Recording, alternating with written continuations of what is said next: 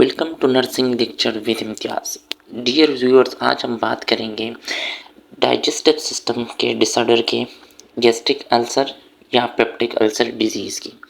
तो इस पिक्चर के अंदर आपको डाइजेस्टिव सिस्टम के कुछ अर्गन नज़र आ रहे हैं, जिसमें liver, stomach, pancreas, small and large intestine, appendix, rectum और पेनक्रियाज शामिल हैं।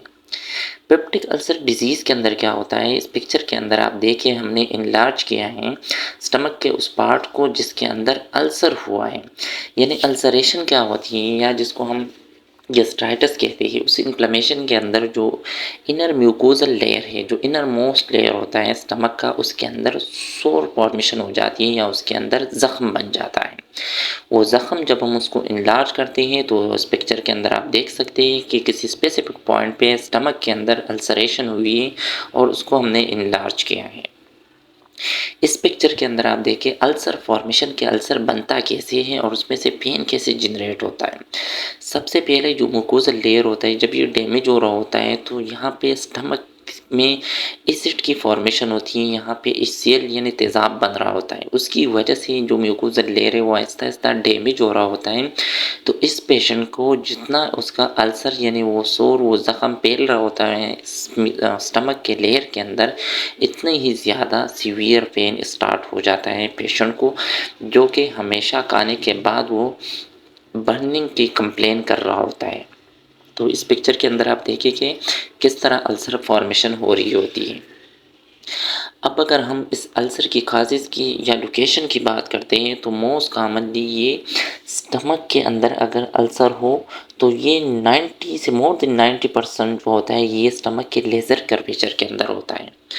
वाइल पेप्टिक अल्सर की वजह से पेशेंट को ब्लीडिंग हो सकती है, परफोरेशन हो सकती है और ये एक मेडिकल इमरजेंसी वाली कंडीशन डेवलप हो सकती है अगर यहाँ पे परफोरेशन हो या इनर लेयर के अंदर ब्लीडिंग स्टार्ट हो जाए।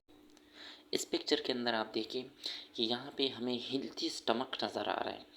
हेल्थी स्टमक के अंदर क्या होता है कि नॉर्मली इसके अंदर मोमेंट होती है, यानी ये खुराक को केमिकली और मैकेनिकली ब्रेक कर रहा होता है और फिर ये पहुंचा रहा होता है स्मॉल इंटेस्टाइन के पास।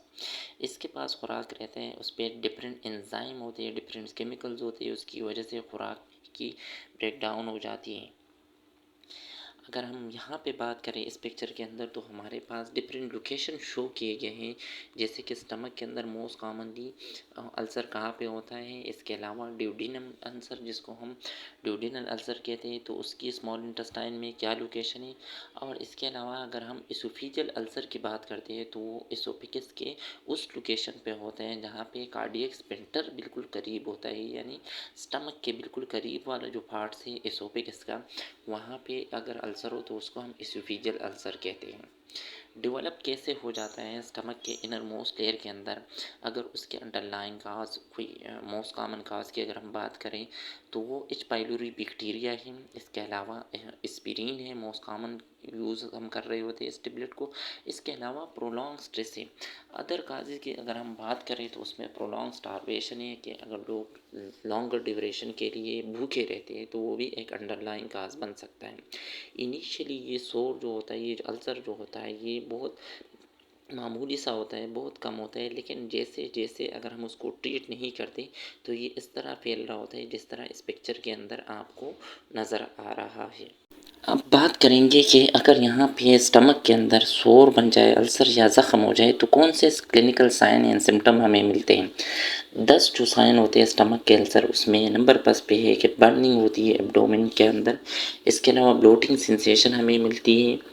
रिलक्टेंस टू ईट, बार बार उसको लग रहा होता है कि मैं कुछ ना कुछ खाऊं। इसके अलावा feeling of fullness after eating small amount of food, थोड़ा सा खाना खाते हैं तो उनको ऐसे लगता है कि जैसे पेट फूल गया है इनका। फ्रीक्वेंट बर्पिंग जिनको होती है, एसिड रिफ्लेक्स आते हैं, हार्ट बर्निंग की कंप्लेन कर रहे होते हैं। इसके अलावा नूजिया एंड वॉमिटिंग और वेट लॉस हो जाता है। अब अगर हम काजेज़ की बात करें तो मोस्ट कॉमनली इसके काज के अंदर स्ट्रेस शामिल होता है। स्ट्रेस की वजह से भी गैस्ट्रिक अल्सर या गैस्ट्राइटिस हो सकता है, क्योंकि प्रोलॉन्ग स्ट्रेस एक लीडिंग काज है गैस्ट्रिक अल्सर के या एसिडिक पेप्टिक डिजीज़ की। सेकंड नंबर पे अगर हम बात करते हैं तो वो एच पाइलोरी बैक्टीरिया है। ये एच पाइलोरी बैक्टीरिया हमारे स्टमक के अंदर इसकी ग्रोथ और मल्टीप्लिकेशन स्टार्ट हो जाती है और जो इनर म्यूकोजल लेयर है उसकी डिस्ट्रक्शन ये कर रहा होता है। तो इस तरह एच पाइलोरी भी मोस्ट कॉमन फैक्टर होता है पेप्टिक अल्सर डिजीज़ के अंदर, और ये हम काउंट करते हैं तकरीबन 90%, और ड्यूडिनल अल्सर के लिए ये 70% हम इसको काउंट कर रहे होते हैं कि 70% जो गैस्ट्रिक अल्सर ड्यूडिनल अल्सर होते हैं वो एच पाइलोरी बैक्टीरिया की वजह से होते हैं। इसके अलावा अगर हम बात करें non steroid anti inflammatory drugs की, यानी एस्पिरिन की मोस्ट कॉमनली, तो उसकी वजह से भी पेप्टिक अल्सर डिजीज़ या गैस्ट्रिक अल्सर या गैस्ट्राइटिस हो सकता है। नेक्स्ट अगर हम इसकी बात करें डायग्नोस्टिक टेस्ट की, या तो उसके अंदर मोस्ट कॉमनली अगर शामिल किया है तो वो है कि हम एच पाइलोरी करते हैं, स्पेशली स्टूल में ब्लड सीएस करते हैं पेशेंट के लिए, और ब्लड सीएस के अंदर भी हम इस एच पाइलोरी को देखते हैं, या स्टूल के अंदर हम एच पाइलोरी को देख रहे होते हैं। और इसके अलावा हम एंडोस्कोपी करते हैं जो कि गोल्ड स्टैंडर्ड है। एस्पिरिन मोस्ट कॉमन काज होती है। एस्पिरिन को करने के लिए, फाइंड आउट करने के लिए या स्ट्रेस को रूल आउट करने के लिए हम पेशेंट से हिस्ट्री लेते हैं। तो हिस्ट्री के अंदर अगर वो long term non steroid anti inflammatory drugs की हिस्ट्री दे रहा होता है तो इट्स मीन के अंडरलाइंग काज एस्पिरिन हो सकता है। इस पिक्चर के अंदर भी आप देखें कि किस तरह स्टमक के अंदर जब खुराक चला जाता है तो उसकी मैकेनिकली और केमिकली ब्रेकडाउन स्टार्ट हो जाती है। नेक्स्ट उस प्रोसीजर की बात करते हैं जिसको हम कहते हैं एंडोस्कोपी। एंडोस्कोपी के अंदर क्या करते हैं कि हम एक थिन कैमरा डालते हैं स्टमक के अंदर, और उसके अंदर हम देख रहे होते हैं स्टमक के अंदर के अल्सर या सोर जो ज़ख़म बना हुआ है वो किस एरिया के अंदर है और वो कितना इनलार्ज हुआ है। तो स्टमक की मोटिलिटी के ऊपर उस दौरान जब हम प्रोसीजर कर रहे होते हैं तो कोई फ़र्क नहीं पड़ रहा होता है। अलबत्ता अगर स्टमक एम्प्टी हो तो हमें आसानी हो जाती है उसको कंप्लीट विजुअलाइज़ करने में कि हम स्टमक को देखें कि कौन से एरिया के अंदर सोर बना हुआ है, कौन से एरिया के अंदर अल्सर बना हुआ है। इसके अलावा कोई डाइट हेल्पफुल होती है अगर हम साइन एंड सिम्टम को कम करने के लिए या डिक्रीज़ करने के लिए, तो सम टाइम जो कंसल्टेंट होते हैं वो कुछ डाइट को एडवाइस करते हैं पेशेंट को जो कि गैस्ट्राइटिस या गैस्ट्रिक अल्सर के साथ होता है।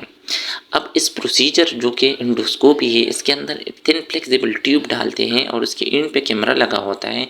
उस कैमरे ने जो विजुअलाइज जो अंदर जाते हैं उसके बाद वो हम मॉनिटर पे देख रहे होते हैं और हम उस एरिया को विजुअलाइज करते हैं जिसके अंदर अल्सर होता है या जिसके अंदर ज़ख़म बना हुआ होता है।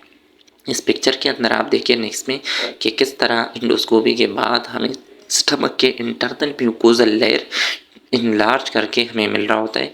और इसके अंदर आप देखिए कि इसके अंदर आपको वो होल, वो लिनिंग, वो डिसकंटिन्यूटी जो म्यूकस मेम्ब्रेन के अंदर हो जाती है ड्यूरिंग गैस्ट्राइटिस या गैस्ट्रिक अल्सर के अंदर वो आपको नज़र आ रही है। Thank you for watching this video.